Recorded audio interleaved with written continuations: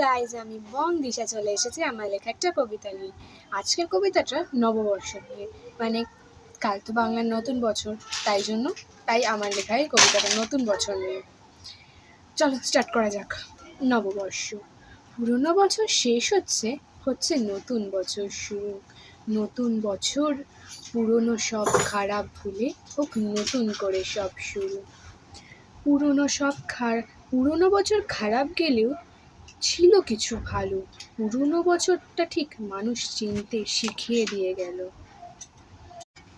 নতুন বছর, নতুন মাস, নতুন সকাল, নতুন দিন, নতুন নতুন গল্প নিয়ে কাটুক ভালো 365 দিন। পুরনো বছরটা কার কেমন গেল আমাকে একটু জানিয়ে দিও কমেন্টে। বাই।